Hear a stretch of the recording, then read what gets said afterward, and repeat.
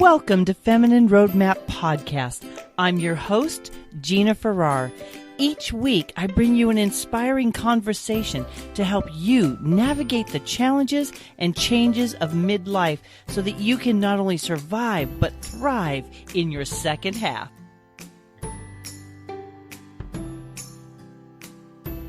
Hello, Feminine Roadmappers. It is Gina here, and today we are going to be talking about being encouraged in midlife and beyond to do more living, to see retirement as an opportunity to have great experiences and to explore the world more, to fill our time with things we've always wanted to do and to get excited about it.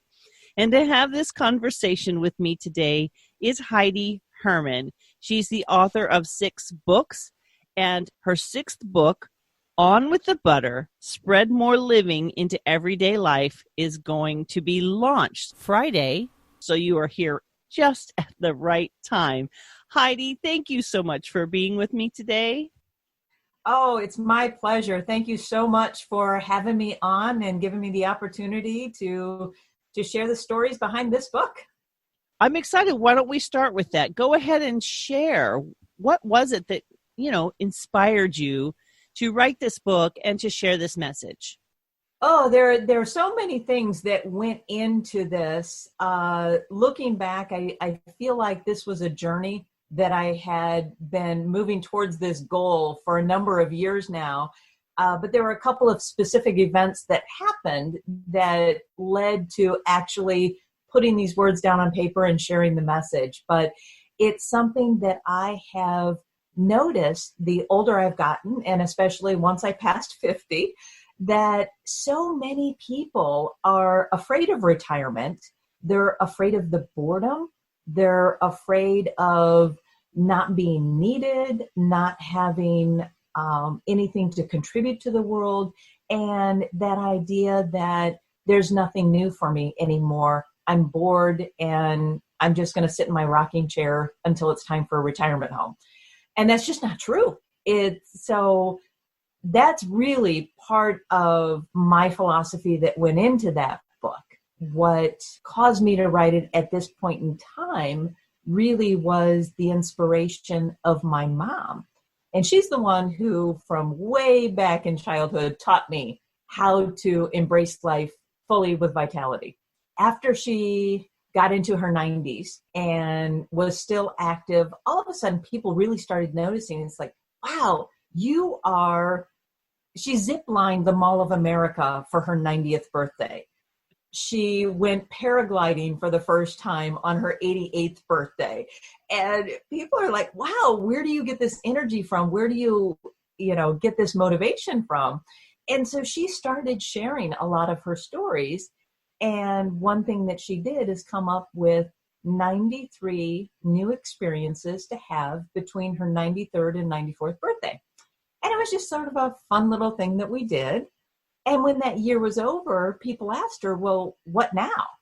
So the first thing we decided to do was to take that year and put it into a book for people to kind of relive and get that inspiration. And it is everything from dyeing her hair red for the first time to driving a 4-wheeler and everything in between. So they're big adventures and little adventures. And one thing that I found putting that book together, we worked on it up until her passing. Unfortunately, she did pass away before the book was finished. And I really wanted to finish that as part of her legacy. And as I completed it, I realized that I kept wanting to write more into it. I wanted it to be more than just her story of what she did. As motivating as that is, I felt like there was a deeper message that people would want to know, wow, she was great, but how do I get that? How do I come up with a life like that? And that's really where On with the Butter was born. So I finished her book, and that is her experiences of the 1 year. It's called Never Too Late. And it was my honoring a promise to her and to finish that book. But On with the Butter really goes deeper into practical examples and ideas for how people can really embrace life and bring some of that attitude and some of that approach to their everyday. That is so cool that your mom was this person that just squeezed every last little bit out of life. And so inspiring that she did so much in her 90s. Yes, yes, she did. It is kind of funny that it's even hard for me sometimes to remember all the adventures that we have and all the things that we did. I have to go back and look at the pictures and it's like, oh yeah, we did that. And she had so much fun paragliding on her 88th birthday that we went to Iceland, her native country. And that was one of her big dreams, was to paraglide in Iceland. And we did that when she was 92. We went to the southern coast and just jumped off the cliff and went soaring over the ocean. It was wonderful. But we went ziplining, we went cave exploring. There was never anything that either one of us on our adventures would look at it and say, "Ooh, wow, maybe we shouldn't do that." I don't think that's ever anything we said. That is so wonderful. And at what point did your mom technically retire? Well, what is the definition of retire? Good point. Let's talk about that. I like that. For me, I had always planned from the time I was in my 20s and 30s, I really wanted to work really hard and make the decision that for me, retirement was choosing every morning when I got up what I was going to do with that day. To be in that headspace and that place in my life. And it didn't matter if, personally, I don't think I need $1 million in the bank unless I want $1 million lifestyle. But if I have enough to cover my basic needs, and then if I choose to work, that's my choice, and that's my retirement goal. But once I said I was in telecommunications, and there was a very high stress, fast-paced environment. And once I decided that it was stressful, and I just really wanted to be able to relax and take things slow and not get worked up over the little stuff. And I didn't want to be stressed out or be under deadlines. And I wanted to really just relax and not stress about anything. And so I started writing books. I do a little bit of consulting. I, do lots of different things, but not that heavily focused 8 to 5 anymore, which I think is wonderful. My mom, she did so many things. She was an interior designer. She wrote her first book at the age of 88, more for the family than anything else. It was a memoir of growing up in Iceland. But during that time, she and my father did, believe it or not, they were in their late 80s. They were flipping houses and loved it. He was a contractor earlier in his life. And so they would project manage flipping houses, and they had a great time doing it. Wow. So they just stayed active. So I agree with you on this whole retirement idea, that it's switching from doing what you have to do to doing what you want to do. You may still be making money. You may still be technically working, but you're doing it from a completely different headspace, right? Yes, absolutely.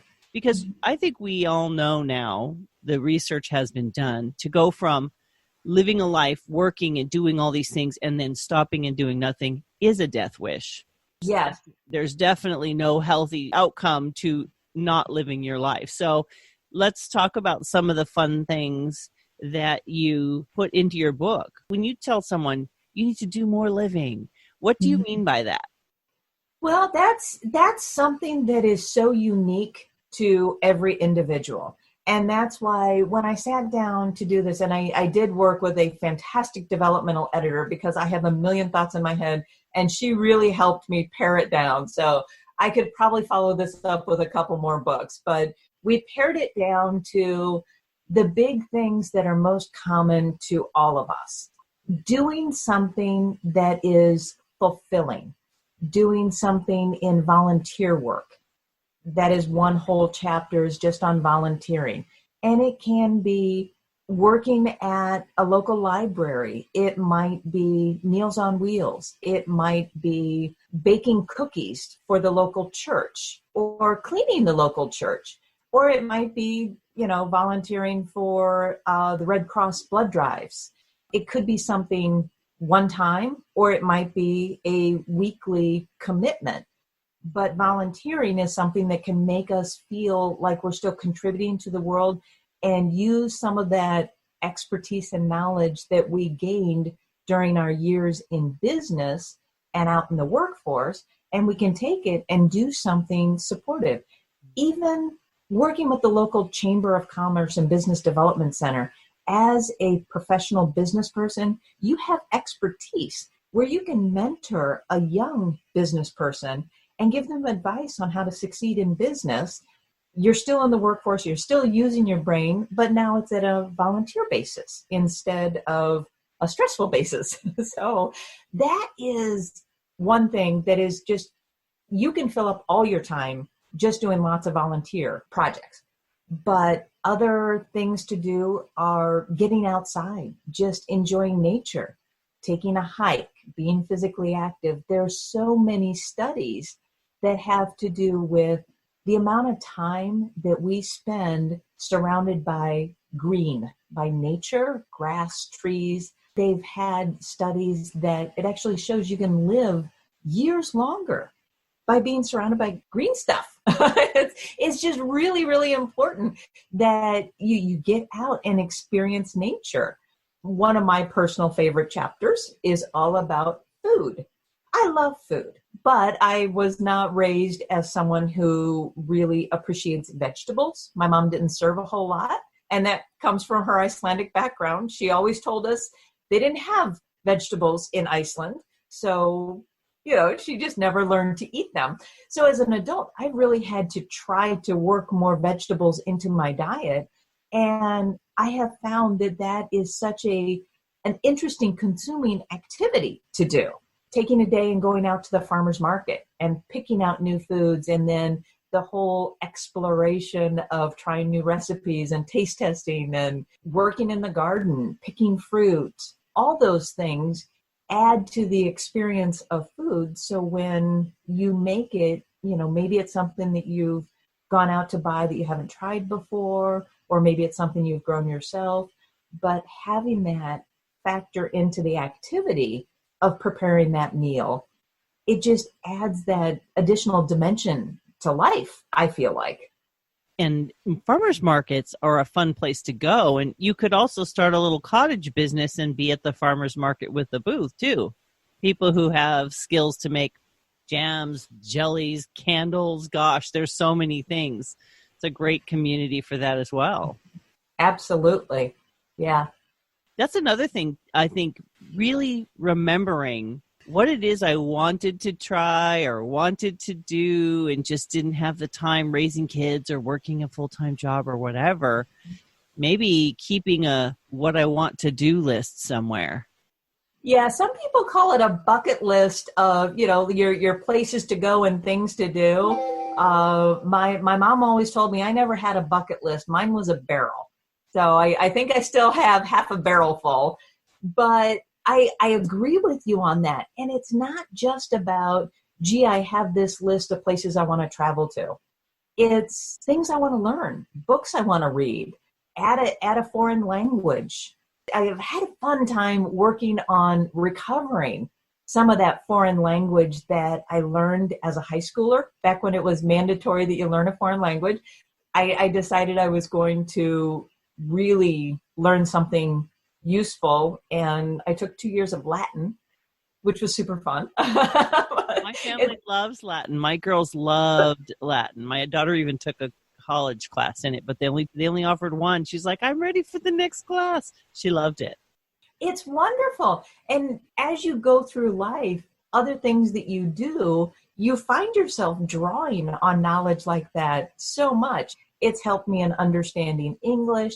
It's helped me in understanding different things in the medical field, in the legal field.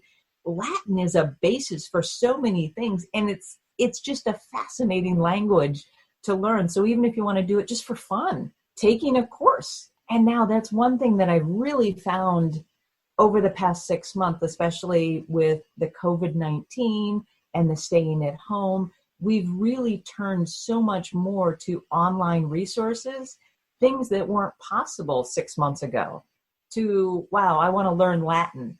You couldn't have just gone online and, oh, let me find a Latin course, because it was unique and unusual and just wasn't part of that standard availability. But now there are so many resources that have been made available through online classes and Zoom and resources like that, that it's actually opened up a whole new world of educational opportunities. And there's a lot of platforms out there that have courses, and they have sales all the time. And of course, I'm always thinking you could also create a course and become the person who shares your knowledge and your passion with people. You know, it could be knitting, it could be painting, it could be, I don't know, macrame. There's so many things. Everything that we know is teachable, but we don't realize that what we know isn't common knowledge for everybody else, right? Exactly. And everybody knows something that somebody else wants to know. So when we're talking about retirement, we've kind of established that that's when you're done with your official 9 to 5. And now you're living a life that's a little more focused on experiences, right? Tell me a little bit about how your book is structured. The book is structured in a way of more topics to inspire people. So you could really pick it up and read the chapters in any order. I wanted to just give people lots of ideas. So I have one chapter on food, and one chapter is about off the beaten path. So whether it's your normal route to the grocery store or you decide to take a road trip 2 states away, it's about being open to the unusual things that you find by the side of the road, or some of the quirky stops that you can make, or even planning a trip for the world's longest garage sale that I think runs from Indiana down to Texas, maybe. It's miles and miles and miles of garage sale one weekend every single year. And that's just some funky, fabulous thing that you can do, and you're not going to find that along the interstate. But each chapter is sort of focused on a different area of life, maybe volunteering, maybe learning, or just being bold. I have a whole chapter on boldness, which is not courageous. It sometimes is something very simple, and it is very personal to each one of us. Maybe you are a little insecure about going out in public in a bathing suit. But being bold would be finding a way to work through that to be able to enjoy going to a water park or going to the beach with your grandchildren, or, you know, taking some of that time, even running through the sprinkler in your own backyard, being comfortable with who you are and being able to embrace all those fun little experiences in life and not letting those insecurities keep you down. Just let that boldness out, because there are so many experiences in life that we may be limiting ourselves and not fully experiencing because we're afraid. And if we really think about it, what is there to be afraid of? Exactly. You might say, wow, I couldn't possibly go to a new restaurant alone, or I can't go to the movies by myself, or I'd really love to go to the ballet, but I don't have anybody to go with me. Like I said, it's a very personal approach. So it'd be very easy to say, just get over it, go anyway. But, to try to talk yourself into doing that, it is difficult, but you really don't have anything to lose. There is no one at the ballet who's going to say, oh my goodness, look at that lady over there. She's all by herself. They are so busy enjoying the ballet on their own that they're going to say, wow, did you see that? And they're going to talk to you at intermission, and they're going to all enjoy it together. And there's really no reason to be self-conscious about going somewhere by yourself, because you can always meet someone there or just enjoy the experience. It's okay. It's really okay. So I'm doing this curriculum. My daughter is also doing it, my oldest daughter. It's called The Artist's Way. And it's like 25 years old. This woman wrote it many years ago. But it's about unblocking your inner artist. Don't think painting, don't think drawing, think creative mind, any kind of creativity. Flipping houses is creative, cooking is creative. Creativity, we tend to define things in such a small way, right? Mm-hmm. And one of the things about this particular curriculum, it's 12 weeks long, but one of the things is you have to take yourself on an artist date every single week of the curriculum. And it doesn't have to have anything to do with art, but you have to go alone. And it needs to be 1 to 2 hours. And it can be anything you want to do. I mean, you could go to a museum. This is week 3, so my artist date is tomorrow. Last week, I went down to the ocean and I just walked. I didn't have anything else planned but to go and walk, let the water splash on me, and stand there and stare at the ocean and just allow my mind and body to be, reinvigorated. Because there's something, like you said, that triggered this thought, which is get some green, get outside, get some nature. We are so designed to be restored when we're outside in nature. Now, I myself don't live in a nature preserve. I would love to live in a much more green place than I do. Mm-hmm. I have a picture of England, the Peak District, behind us as we talk, so I can see the nature while we're chatting. I happen to live in a more concrete jungle, right? Yes. It may take a little more effort, but, most of us live within a decent distance of something green. Yes. It's just a park or, a hike or whatever. But the whole point that I wanted to share with you is through the curriculum is the importance of connecting with yourself and getting quiet enough to hear the ideas that you might have. Mm-hmm. Because, if you've been busy all your life, it's easy to stay busy and not hear your own sense of, hey, that looks like fun. And sometimes when you're out by yourself, you might meet some really neat person who shares something about their life and it inspires you to go, I would like to try that, right? Exactly, yes. And that's really one of those core things that I learned along the way somewhere, is that there are so many things to do in the world, you don't even know what they are.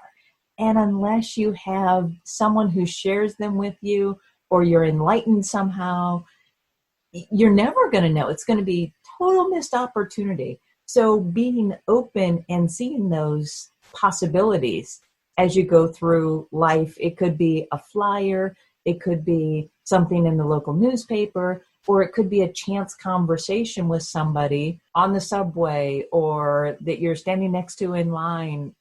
Just staying open to that and knowing what those things are is a wonderful experience. I love to make friends with what I consider quirky people who are completely different than me. For many years, I'll be honest, I have considered myself a square. I was raised very Midwestern, conservative, churchgoer most of my life. And I guess you could say a self-proclaimed square. But about my early to mid 40s, I started feeling like I want to try some other things. And that's really where it led to, I booked a vacation to Wyoming at a dude ranch for a week. It was wonderful. Was that? It was fantastic. I loved every minute of it. Took a side trip to Montana, went through Yellowstone. I met buffalo. I rode horses, and it was great. 6 months later, I went to West Virginia, and we went zip lining, and we went white water rafting, and that was fantastic. And then you start thinking, wow, 40's not old, 45's not old, 50's not old.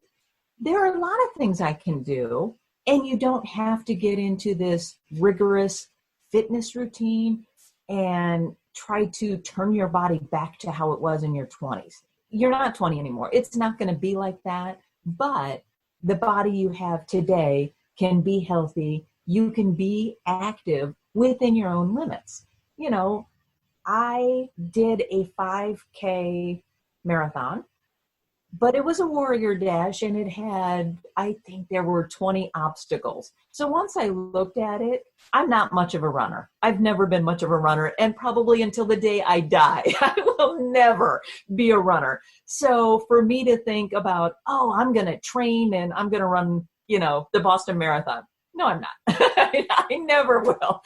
But I could enter the Boston Marathon and walk it, I bet, So that doesn't mean I close myself off to the opportunity of doing something. I just do something that's within my capability and maybe a little bit beyond to give me something to work for.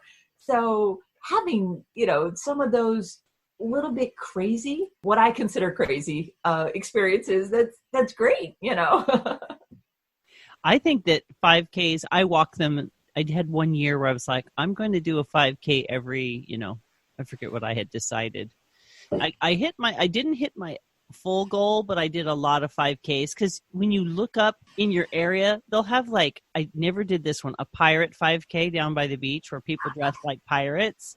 And so there's all these fun things you can do and people dress up, or there's nighttime neon black light ones, or there's the bubble runs. And so there's a lot of ways you can go do that 5K thing and themes, and you can walk it, and the people are so much fun. People who show up dressed as pirates, I mean, come on, how could you not enjoy that? It's on my list of, I need to get to that pirate run, but everything's on quarantine right now. So when the world gets back to where you can go and do those things, and that's one of the interesting things about the time that we're in, we don't know how long this will last.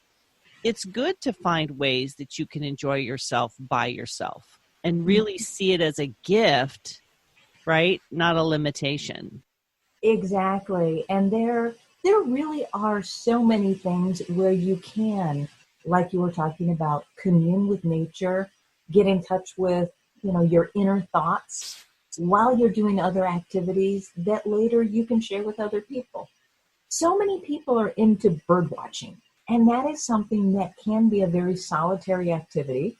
You're out in nature, but it's still something that is mentally engaging. And then later, you can really share it with a lot of people, maybe online, maybe in person one day when we can do that again. But there are a lot of activities like that. But I think you're absolutely right. For now, that social distancing and those activities are so important because as human beings, there are just some core things that we need. We need time in nature. We need fresh air. We need mental stimulation, and we do need social connection with other people. A hug is great, but right now we can't do that. So we need to focus on all the other things that we really can do. I feel like sometimes it's a little scary for a lot of people going through this because of a thought not to leave the house. And that's something that we need to try to work around, understanding how to leave the house safely. And for some people, it might just be going into your backyard. And that's okay. Spend time in the garden, or make a garden if you don't have one in your backyard, or plant a few flowers, or, set up an area outside with maybe a fire pit just to enjoy if you happen to be in an area where you have fireflies and maybe you haven't sat outside and enjoyed those in a while. But just making sure to incorporate some of those differences, different ways of approaching your day and different activities that you can keep yourself entertained and keep yourself active in different ways, even when you can't be around other people as much as you used to be. I was thinking you could drive to a nearby mountain and stargaze. Oh, absolutely. That's a good one. Yeah. Depending on where you live, you said you live in a concrete jungle. Is it a long drive for you? Would that be a tough thing for you to do? No, actually, because I'm in Southern California, I'm about I'm just about 2 hours from Joshua Tree, which we will be going to this week to see the comet. I am 40 minutes from the top of a mountain behind me. I have the beach, which is a little farther. It's probably an hour away, depending on the traffic. But I'm really in a place where I can get somewhere. Plus, I have a little park up the street. And you know what? I have to say, when we start to feel those negative feelings that you're talking about, like, I can't do this, or I'm afraid, I find that if we apply some curiosity to the thought, instead of taking the thought and owning it, just being like, that's interesting. I wonder what is making me feel that way. And when you feel that kind of stress, going to a park and putting your feet on the grass, like without shoes, and just feeling the breeze and breathing the air and feeling the grass under your feet, it's amazing how calming and grounding that can be. And it can really, because it's different, then you can think different. So if we don't change anything, it's hard for us to get our brain to switch off of the pattern thinking, like, I can't, I'm too old, blah, blah, blah, blah. I think you have been given such a huge gift having a mother who set an example for you. My guess is not a lot of people have that experience. And Absolutely. This is an opportunity to get a virtual mentor. Yeah, there you go. And that really is, I've done a lot of thinking about sort of where that comes from. And I truly believe it's part of that Scandinavian mindset. And if you look at all these studies that are done every year, the happiest people in the world, almost without fail, in those top 5 countries, it's Scandinavian countries.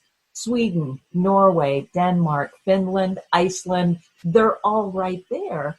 And part of it is just this approach to life that the Scandinavian philosophy and mindset, it's incorporating a lot of the outdoors. It's in Iceland, there's another expression, "Þettareddast." It'll be okay. It'll all work out. And that's also where On With the Butter came from. Efram med smurðir is on with the butter. Keep going, keep pushing forward. It's a very positive encouragement. And that's just part of the lifestyle. My uncle was in his 80s and still going out to the mountains for a week at a time. And his daughter, one of his daughters, would drive him to the base of the mountain, and he would take his pack and his gear, and he would just go walk off into the mountains and enjoy time away. And it's supported and it's encouraged in that culture that is totally okay. We don't approach it that, oh my goodness, once you hit 70, you need hand holding and someone has to help you over the curb. And, you face whatever limitations you have and say, oh, so I can't do it that way, but maybe I can do it this way. And continuing to take activity in the way that you can, I think, is one of the takeaways, especially in this time when there's so many things we can't do. Instead of getting afraid and depressed and frustrated about what we can't do, say, oh, okay, well, I cannot go to a crowded movie theater with a bunch of other people. But what I can do is I can wear my mask and I can go to a drive-in movie. I love that there's a resurgence of drive-ins now. So taking some of that into account. Personally, I'm very fortunate because I'm in South Dakota, so we have not seen as much of the closures, I think because we have areas with less population. So our approach is a little different. And we rank number 1 in the United States for many years now on the number of drive-ins that we had. So we didn't see quite the resurgence because we already had them, but being able to do some of that stuff and just having that attitude shift. It's like a mental paradigm shift where we have to say, instead of, wow, there's all these things that I can't do, I'm upset about it. Well, here's what I want to do. How do I do it in a different way? So I want to go for a hike. Well, that's something I can still do. And just as long as you know what trails you're going to take, and assuming you can maintain social distancing and you're not going with a big crowd, there's no reason why you can't do that. And maybe you want to try some new restaurant. Okay, they have takeout. Let's do that. and maybe we can have a picnic in the park and enjoy this new takeout from a place we've never tried before. There's so many things that we can do. So instead of focusing on everything we can't do, embrace what we can. And that's not just a statement of what's going on with COVID-19 and social distancing. It's a statement on aging. It's a statement on physical limitations that can strike us at any age. Yeah, maybe I've had time. I fell down a flight of stairs a number of years ago and I pulled a ligament in my knee. And boy, that really restricted my physical movement for months. But at that point in time, instead of doing my workouts on the treadmill, I switched to a glider, and it kind of introduced me to, oh, skiing's kind of a fun thing to do now. And you never know where it's going to lead when you embrace a new attitude or a new way of doing something. It might open up a whole new world for you. Imagine, we have thoughts all the time. Maybe we need to learn to hear those thoughts like, oh, I would really like to try that. Just that phrase alone, and then stopping and saying, what was that? Write it down and then set a plan to make it happen. But it's really interesting how that shift is for our country specifically. Like you said, in Scandinavia, they don't really see it that way. And I think that's a beautiful thing. In other words, life is meant to be lived from beginning to end. It has nothing to do with the work that you do necessarily. But I do see what you're saying, that a lot of people almost see it like the end of living. Retirement means I'm done now and I'm useless. And I love the idea that that's not what retirement is. I think retirement is kind of a word that is misleading, because a healthy person technically never retires from life. It's more of a shift from what you're doing from one thing to another, right? Exactly. And I think we look so much to our careers and our efforts in work defining who we are. Once you reach the age where you're looking about losing your job and being kicked out of your job or forced out of your job, we have so many negative words that surround that finality of income. And that's not necessarily the case. If we can take that thought process that we have back when we're 16 to 18 years old, oh my goodness, what am I going to be when I grow up? As soon as I graduate high school, what am I going to pursue in college? And what's my degree going to be in? And then all through your college years, you're thinking, well, how am I going to use this degree and what am I going to be? And that's how we think it. What am I going to be? Isn't that funny? We don't say, what am I going to do? We say, what am I going to be? And so we spend all those years working, being that.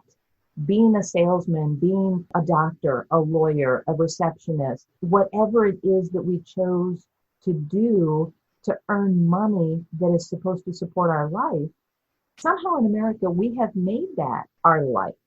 So when we come to the end of the time when we have to be making money, instead of being excited, we're scared because we have been that thing for so long. Who are we without it? So now we need to take a look and say, oh, who am I?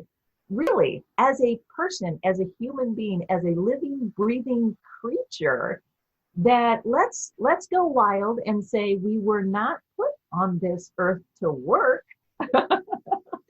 What can it be? And then you get this whole giddy idea that you can try it out.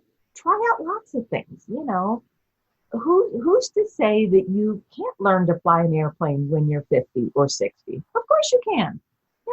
Of course you can. And a lot of people wonder, well, gee, am I too old I've always wanted to be a nurse. I'm too old to go to school and learn to be a nurse. Because again, we've got ourselves so stuck on the idea that everything we do has to be in pursuit of a job. I don't care if you're 80, you're never too old to learn to be a nurse. Well, maybe you don't want to start a career in the medical field, but if your desire is to help people, why can't you go to school and get certified to be a nurse and volunteer? I don't know. I mean, we shouldn't limit ourselves with who and what we can be by trying to wrap that up into a job. We can be artists, we can be writers, we can be marathon runners, we can be Olympic participants if we want to. There are actually some activities for the Olympics that have no age restriction whatsoever. There's a shootist who still holds an Olympic record, and that they got when they're in their 70s. Like, there's no limit to what we can do in life. And if you can't compete, okay, fine. But that doesn't mean you can't do it for fun. You know, there's so many things that we can do in life that have nothing to do with work or earning money that can really define us as people, but fulfill us and bring value to our lives and to the lives of others. And we just have to be open to say, oh, that sounds like fun. I want to do that. I can see now how this mindset becomes so prevalent, because think about when you're in high school, the number one question you get asked your senior year is, what are you going to do? What college are you going to go to? What career are you going to choose, right? Like, it's all about that. And then you go to college and what's your major, right? And then you get out of there, it's like, where are you going to work? And I think we do get very defined by those things. Not that they're bad, but they may be either a small representation or even a misrepresentation of what we want to get out of life. Because there are people I know who do jobs they hate because they had to pick something. Yes. Right? It's like, oh, I have to pick something. So here's an opportunity to not just, quote, pick something, because this perspective that you're introducing and really pushing forward is, what do you want to do? What will bring you joy? What will bring you pleasure? It may or may not lead to an income. But if money weren't an issue, right? You've heard that question before. If money weren't an issue, what would you do? This is kind of a question that sounds scary because we're so attached to the idea that everything has to be productive, right? Exactly. And to tie into that, maybe you don't know what you want to do. So just start experimenting if you don't know. I never had any desire whatsoever to ever go paragliding, but my mom wanted to, so I went with her. I can't say I loved it, but I did it more than once. Okay, it was interesting. But I've taken painting classes and glass blowing, and I've tried a garden, and I've made jelly. And I don't love everything that I have tried. And there have been a few experiences along the way that I don't want to do that again. But there's other things where I thought, oh, wow, that was really fun. I like that. I want to do that again. But you just don't know until you start going. You know, there's probably many people that, I don't know, have never been to a rodeo or state fair. I don't, you know, everybody has different experiences. But when I moved from North Carolina back to Illinois in my late 40s, it just happened to be that there was an event that was a rodeo that came through my area, and I was like, oh, that sounds kind of cool. I've never done that before. So I went, and I was just really captivated by the horsemanship and the competitive and that cowboy spirit of encouragement. And I loved it. And the next week, I happened to be reading the paper and I saw a small ad for riding lessons. And I thought, oh, well, okay. So I reached out and I started taking riding lessons with a local trainer. And I started volunteering at the local equine facility for developmentally disabled children. And that was such a rewarding experience.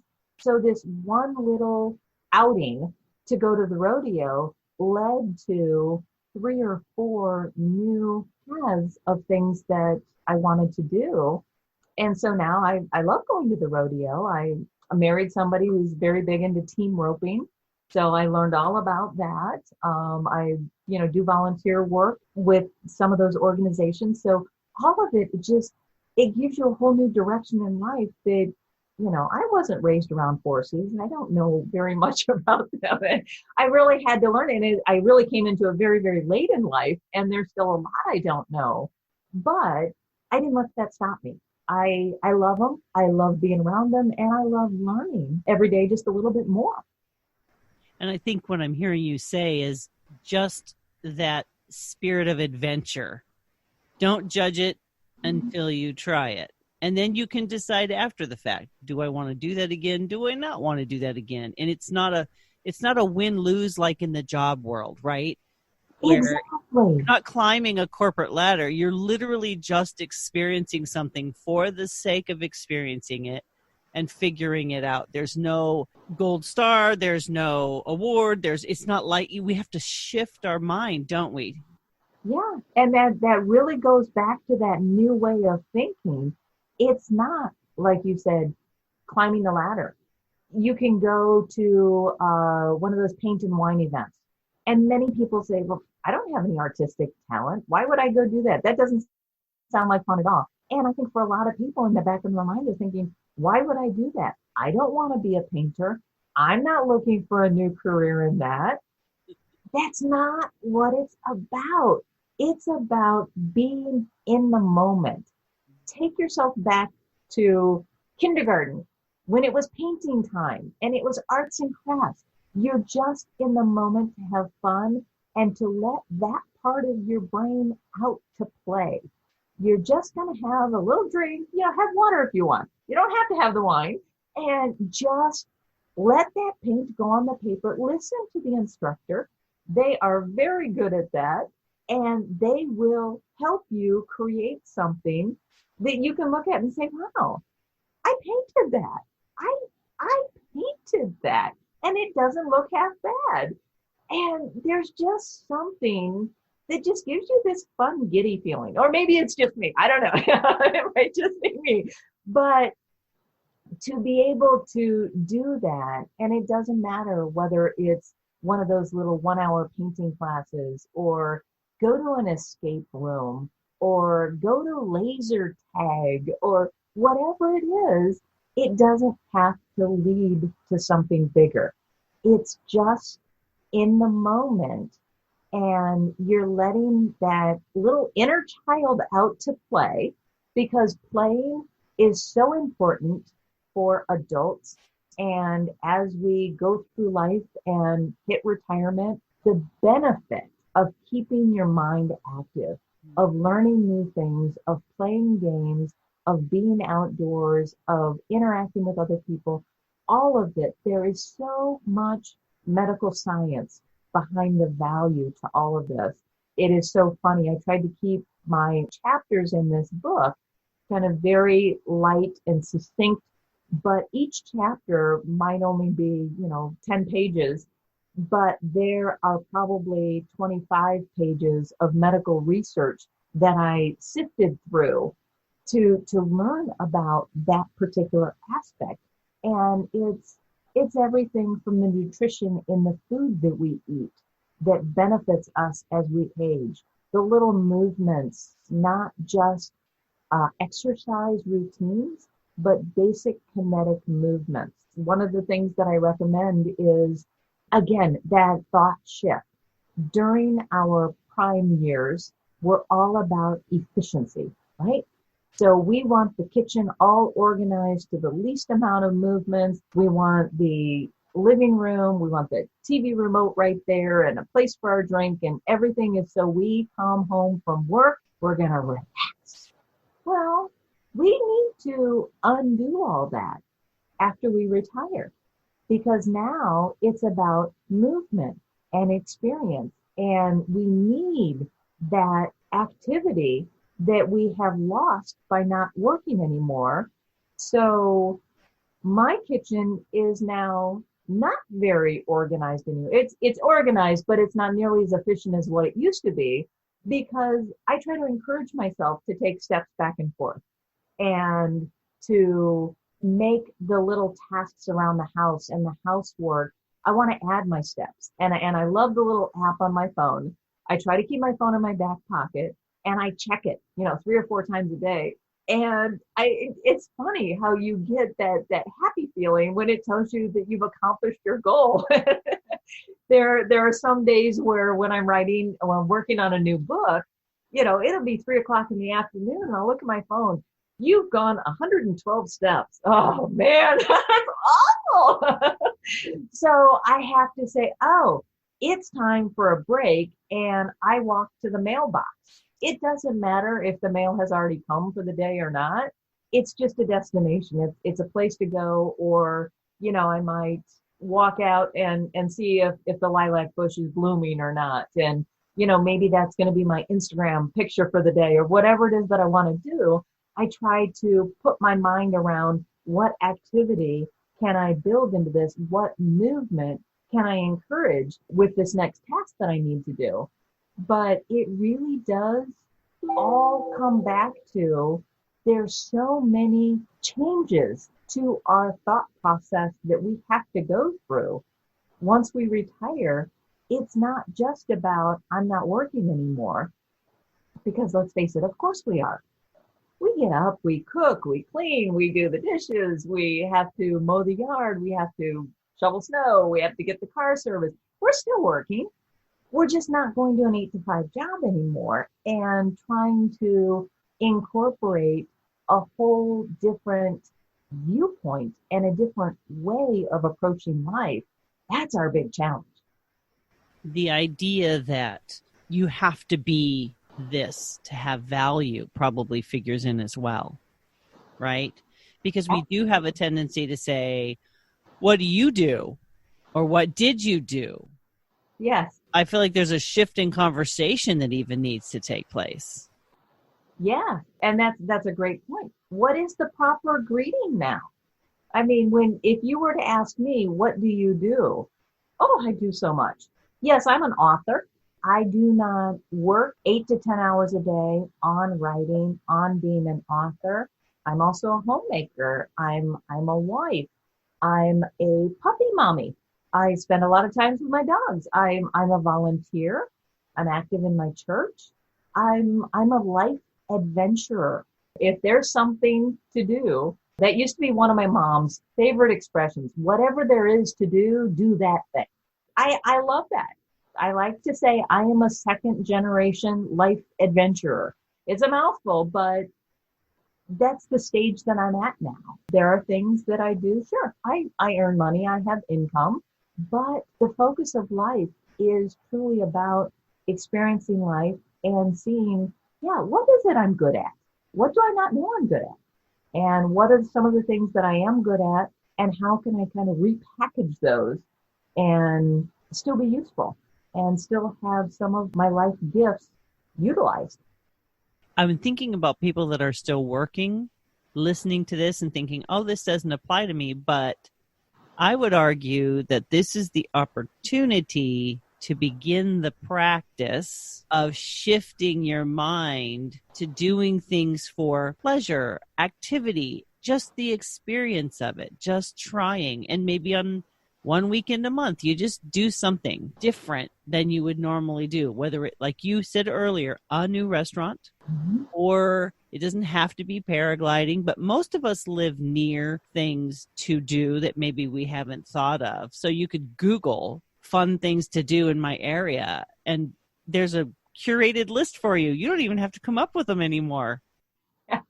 Absolutely. My favorite resources, and I have these in the book, I love Eventbrite. I love Living Social. I love Groupon. All of those, I mean, yes, they're great coupon discount sites, but they are great sites to just sit there and peruse all the offerings just to see what's out there. Who knew that axe throwing was a thing? right? And when I turned 52, one of the things that was presented to me was the opportunity to do indoor skydiving. Wow. Okay. Now, under normal circumstances, you would never get me up into an airplane.